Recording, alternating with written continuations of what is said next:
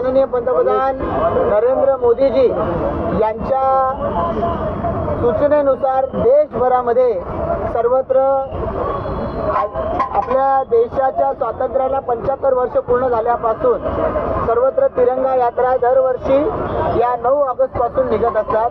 अशा तिरंगा यात्रा देशभरामध्ये सुरू झाल्या आणि आपण पाहिलं की देशाचे उपराष्ट्रपती सुद्धा अंदमान निकोबारमध्ये गेले आणि हर घर तिरंगा या अभियानाची एका अर्थाने त्यांनी सुरुवात केली.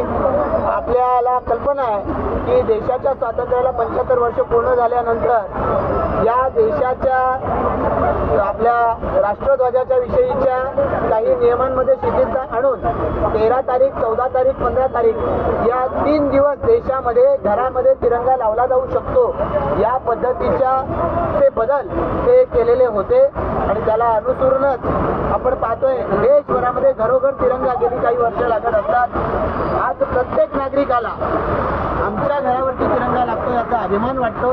त्या देशाच्या कर्तृत्वाविषयी तर त्यांच्या मनामध्ये अभिमान आहेच आणि म्हणूनच आता हर घर तिरंगा अभियान सगळीकडे सुरू आहे. तिरंगा यात्रा सुरू आहे. त्याचाच एक भाग म्हणून आज पनवेलमध्ये तिरंगा यात्रेचं आयोजन करण्यात आलं. मी माझ्या सगळ्या सहकार्यांचं मनापासून आभार मानतो आणि याचबरोबरनं जे देशप्रेमी नागरिक आहेत जे या इतक्या भर पावसामध्ये देखील या अभियानामध्ये सहभागी झाले त्या नागरिकांचा आभार मानतो. विशेषत्वानं सर्व विद्यार्थी आमच्या सर्व महिला भगिनी या सगळ्यांचंच मी मनापासून आभार व्यक्त करतो आणि त्यांच्या सर्वांच्या या सक्रिय सहभागामुळे हे तिरंगा अभियान हे घराघरापर्यंत पोहोचेल.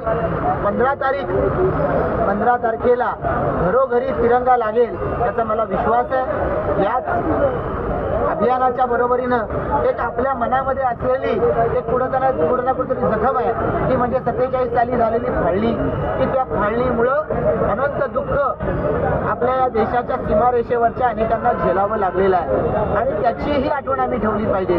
पुन्हा असा प्रसंग आमच्यावरती येता कामा नये यासाठी आम्ही सावध असलं पाहिजे आणि याच्यामुळे उद्याचा दिवस हा फाळणी दिवस विभीषिका दिवस म्हणून साजरा आम्ही करत असतो.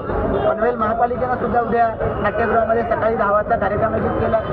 संध्याकाळी भारतीय जनता पार्टीच्या वतीनं आम्ही विरूपाक्ष हॉलमध्ये प्रख्यात व्याख्याते डॉक्टर उदय निरगुडकर यांचा आम्ही या ठिकाणी व्याख्यानाचं आयोजन केलेलं आहे ज्याला तरुणांनी हजर राहावं.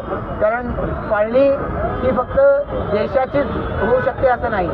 मनांच्या मध्ये विभाजन करण्याचा प्रयत्न जाणीवपूर्वक अलीकडच्या काळामध्ये केला गेलाय आणि त्यामुळे या संदर्भामध्ये बोलण्यासाठी म्हणून डॉक्टर उदय निरगुडकर येत आहेत. अशा विविधांगी कार्यक्रमाच्या माध्यमातून उद्याचा परवाचा दिवस हा आजच्या दिवसाच्या बरोबरीनं सर्वत्र साजरा होताना आपल्याला पाहायला मिळणार आहे.